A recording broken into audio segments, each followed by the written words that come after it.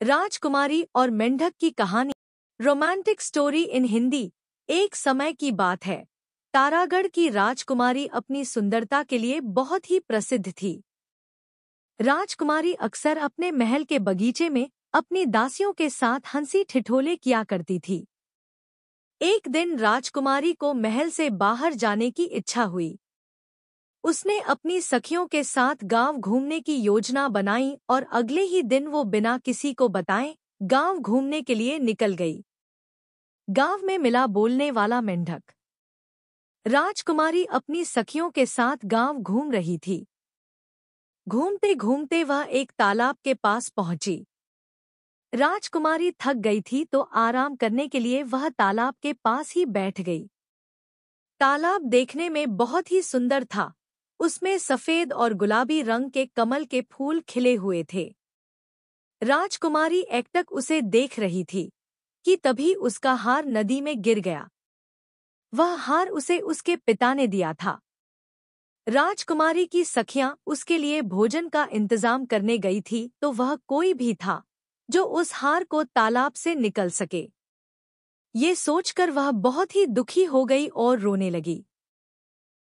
राजकुमारी की रोने की आवाज सुनकर एक मेंढक वहां आया और वो राजकुमारी से बोला, मुझे पता है तुम्हारे पिता के द्वारा उपहार में दिया गया हार तालाब में गिर गया है।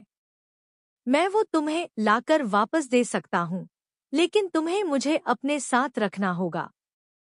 पहले तो राजकुमारी बोलते हुए मेंढक को देखकर डर गई, लेकिन अपने पिता के उपहार को वापस पाने के लिए वो राजी हो गई। ये सुनकर मेंढक ने तालाब में छलांग लगाई और थोड़ी देर बाद वह हार के साथ वापस निकला। ये बहुत ही ज्यादा खुश हो गई और उसने उसे अपने साथ महल ले जाने का निर्णय किया।